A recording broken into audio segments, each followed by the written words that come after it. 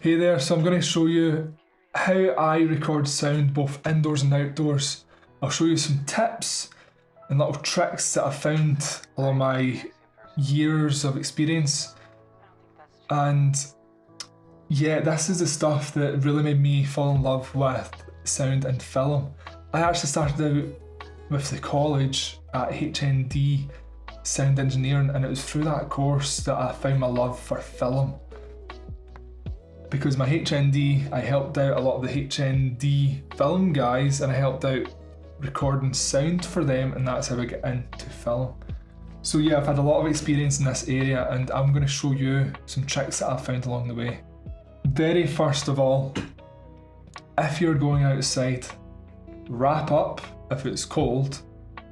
Wear jeans or something with hoops, where you put a belt on, something that's got hoops around your waist. Make sure you have deep pockets. Make sure one of those deep pockets is filled to the brim with AA batteries. Make sure you have at least 3 SD cards. And yeah, I think that's really, make sure you've got all of your equipment that you need for the shoot. Which I don't have for today. I do not have a boom mic and a spare NTG 2. So I'm going to need to try and demonstrate the best of my ability. I'm going to cover outside first because this is the more difficult one that students sometimes struggle with sound. If you've been lucky enough to be selected to be the sound recorder on shoot, then do not slack off. I find it's a job that a lot of students seem to ignore. Do not slack off. Do your best to get the best quality sound possible, as audio is the one thing that students fall flat on quite a lot. Okay, so if you're filming outside, the more prepared you are, the better it will go.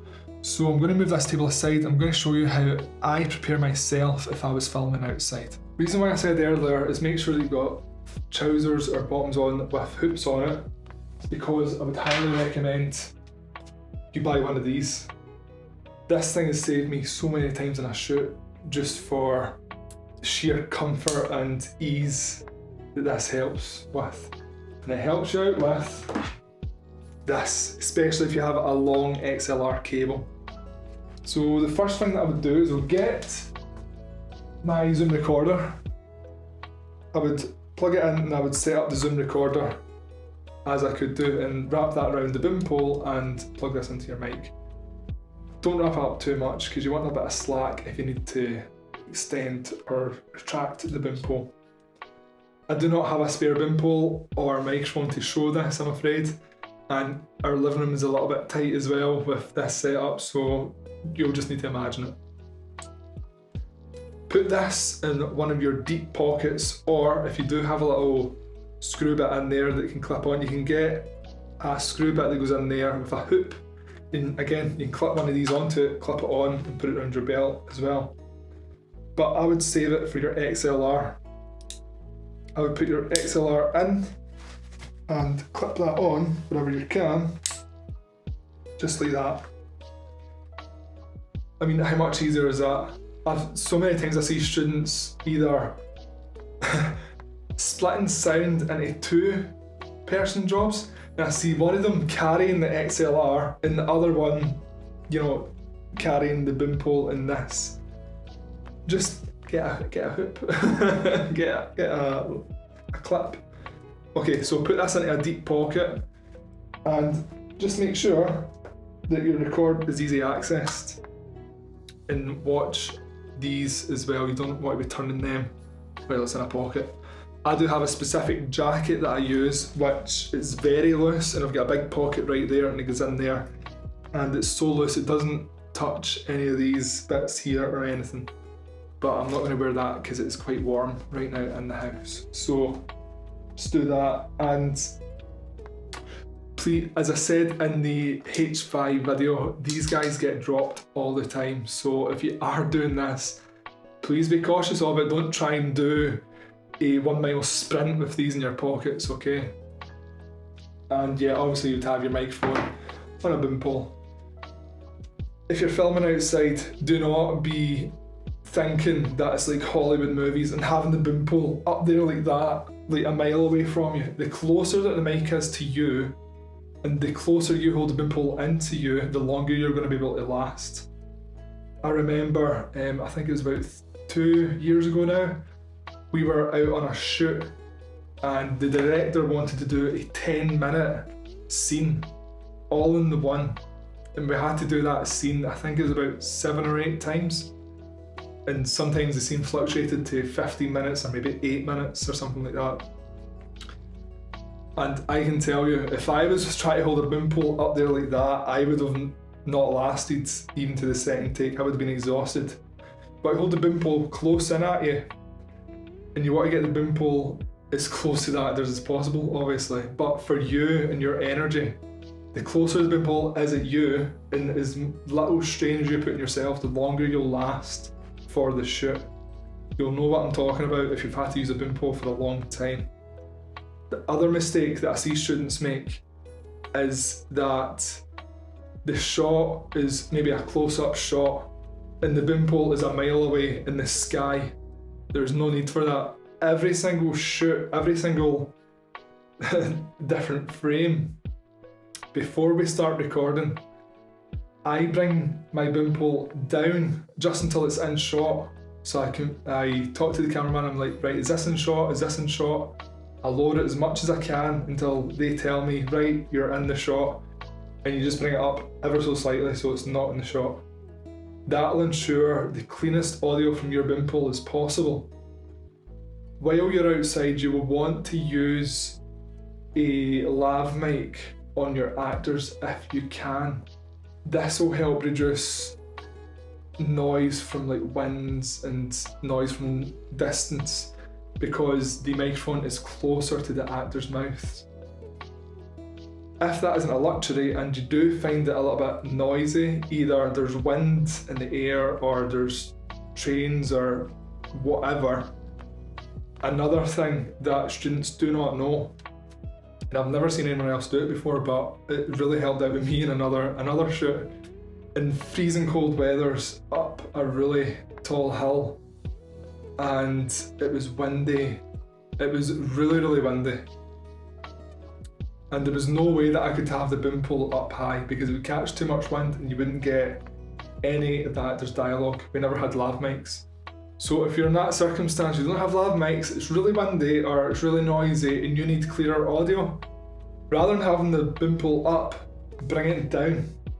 Bring it down to maybe the knee of the actors, okay?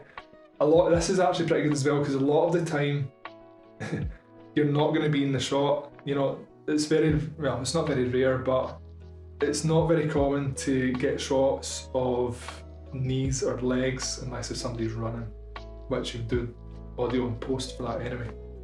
I digress. Anyway, bring the microphone down and have the microphone pointing up towards the actor. If you can as well, try and get the actor to block the wind direction. So if the wind direction is going that way, if you can get the boom pole, if the wind's going that way and the actor's there, if you can get the boom pole right there so the actor's sort of protecting the boom pole or the microphone from wind even better. So that can help out in windy conditions and noisy conditions as well, because the higher that your microphone is up, the more sound it's going to pick up. So yeah, that's another little tip. Again, I can't demonstrate, but you get the idea.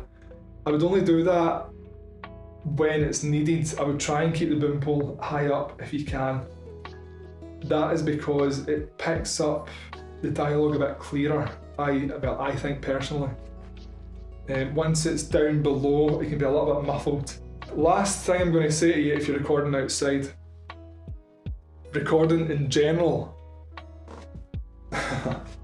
and I see this all the time. Say that I'm your subject, you're wanting to record. Don't have the microphone pointing over there. Point it at your subject, okay? I cannot tell you how many times I've seen the sound recordist not even pointing the mic at the subject that they're wanting to record, and it is ridiculous.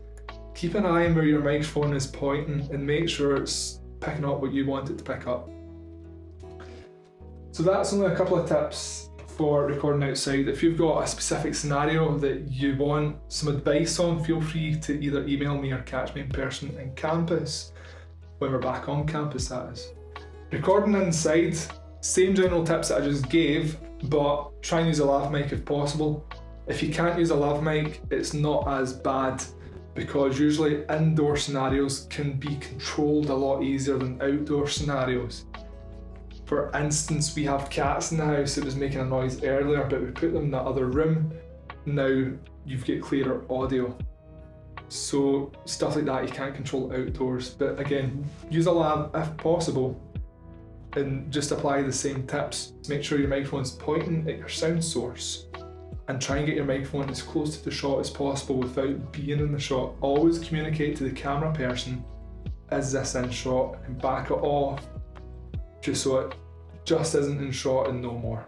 If you're doing something like a documentary or a shot where the actors aren't moving about too much, like myself right now, put your microphone on a mic stand.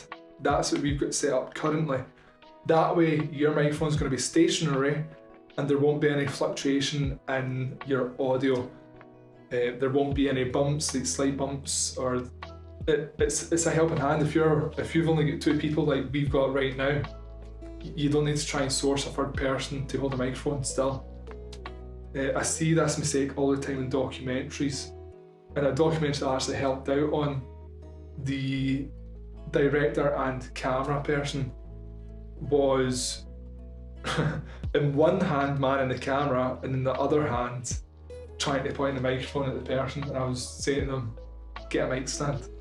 Like, come on. So yeah, get a mic stand, and if you are using a mic stand, make sure everything is tight on it. You don't want a loose mic stand. Make sure every little bit of joint, everything that can move is tight. And I think I'm going to stop that there, so I don't want to drag on too much. If you do want any more advice, just either email me or come to me in person.